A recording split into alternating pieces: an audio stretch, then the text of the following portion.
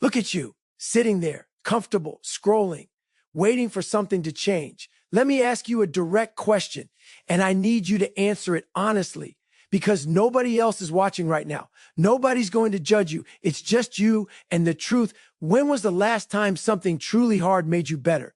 Not just uncomfortable, not just inconvenient. I mean the kind of hard that cracked your jaw open, that made your hands shake, that had you questioning every single thing you thought you knew about yourself. If you're struggling to remember, that's your problem right there.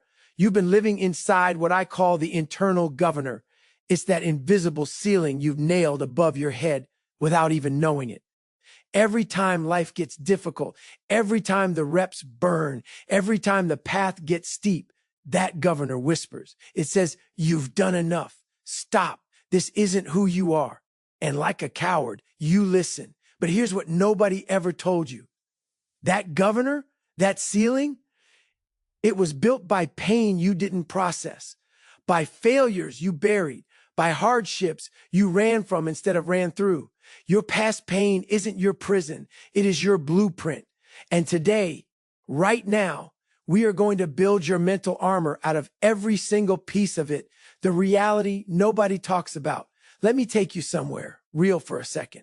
It's 4:07 in the morning. The alarm hasn't gone off yet, but you're already awake because the anxiety woke you up before it could.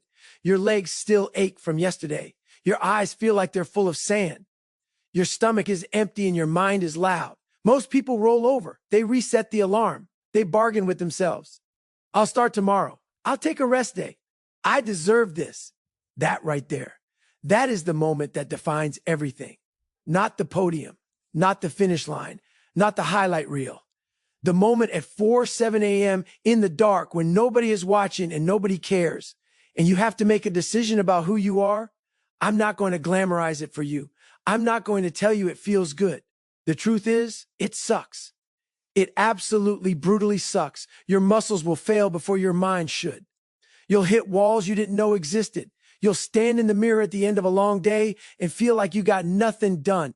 Even after giving everything, the early mornings, they don't get easier. You just get more callous. The pain, it doesn't go away. You just learn to train inside of it instead of running from it.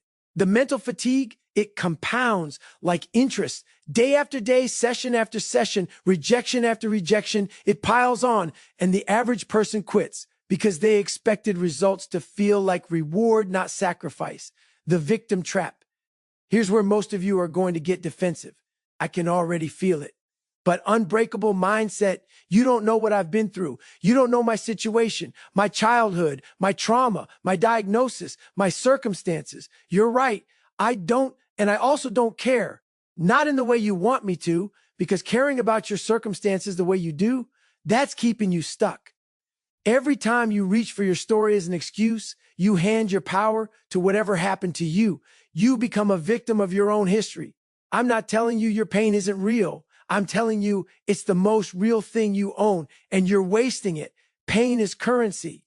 You're broke because you keep spending it on self-pity instead of self-construction. You want to know what mental armor is made of? It's forged right here, in the suck, in the 4 a.m. dark, in the rep you do after your form breaks, in the call you make after you've already been rejected 10 times. The suck is the foundry, and most of you never show up to work. The accountability mirror. The first tool in your mental armor blueprint is this. The accountability mirror. Find a mirror. Stand in front of it and be savage, not to punish yourself, but to be honest with yourself. Look at the person staring back at you and ask, am I showing up? Am I doing the work? Or am I running stories in my head about why I can't, why I won't, why this isn't the right time? The mirror doesn't lie. It can't be sweet talked. It doesn't care about your feelings or your reasons or your narrative. The mirror just shows you what's there. Most people can't hold that gaze. They look away. They get angry. They justify because the truth is uncomfortable, and the mediocre mind specializes in avoiding discomfort. But you, starting today, you're going to stand in front of that mirror every single morning and have an honest conversation with yourself. You're going to name the things you're avoiding. You're going to list what you should have done yesterday. And then, and this is the hard part, you're going to hold yourself accountable to doing it today. No excuses, no deals, no off seasons from discipline. The cookie jar. The second tool is what I call the cookie jar. Here's how it works. Every hard thing you have ever survived, every race you finished when your body was screaming to stop, every door that slammed in your face and you knocked on the next one, every night you went to bed exhausted and got back up anyway. That moment goes in the jar.